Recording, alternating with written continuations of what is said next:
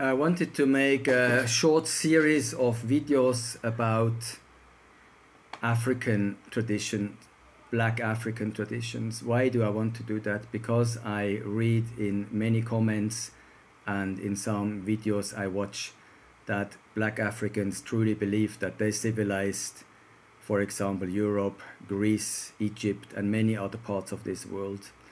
So I wanted to give you an insight into the cultures and traditions, and then you make your own thoughts if such traditions and cultures could really help civilize other races or other areas on this planet.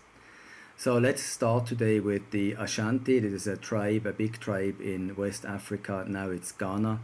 They became very powerful and also rich for African standards by exploiting and enslaving other tribes and selling them either to the Arabs or to the Western, like British, French, Portuguese or Spanish. We have some traditions here. There was a lot of fighting. There are 3 wars with the British, and in the end the British forced them to abolish slavery as well as human sacrifices. So what was going on around 1850 up to 1900? In that land of blood, Ashanti, hundreds of victims were killed at one time on the death of an important person. The executions were announced by the priests beating the celebrated sacrificial drum, which was ornamented at the sides with human skulls and thigh bones. They also buried the wives along with the chiefs or the king, so they were buried alive. We also hear that in other tribes later.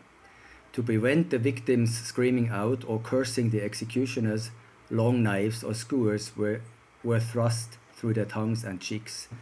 The executioners rushed forward and lopped off the right hands of their victims, which they threw at their feet and then severed the heads from their bodies. The remains of the chief having been placed in a basket, a man was called forward to assist in lowering the corpse into the grave. While doing this, he received a severe blow at the back of his head, by which he was stunned. He was then swiftly gashed into the neck, and his body toppled into the grave on top of the dead chief. The heads of the other victims were deposited at the side of the corpse. During the Asante Harvest Festival, or Yam custom, which took place in autumn, large numbers were also put to death every year. The festival was attended by all the chiefs under dire compulsion. Executioners, grotesquely adorned and with painted faces, danced and beat time with their long executioners' knives on human skulls which they carried. Slaves and other persons who were guilty of offences were put to death and their blood placed in large brass pan and mingled with a decoction of vegetable and animal matter. Here we have to understand, when they say that they committed some crime or offences, we have to know that African culture has a lot of so-called taboos. So for any small thing breaking a taboo of the specific tribe, you could be killed easily. We are going to talk that later in detail. But just that you understand, when danger threatened, a newly born child, not more than a few hours old, would be torn to pieces and its limbs and members scattered around. If the country feared an invasion, men and women were sacrificed and their bodies placed along the road by which the foe must travel. Sometimes the corpses would be extended cruciform fashion and stakes driven through the bodies.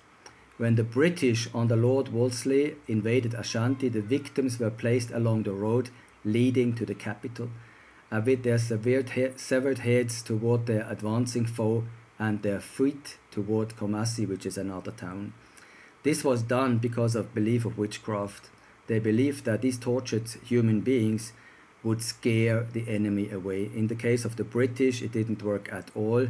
We can read the same thing happening in Benin. They just continued marching and conquered the city, and the same happened here. So witchcraft doesn't always work. It's better to work based on reality. Next video about Baganda.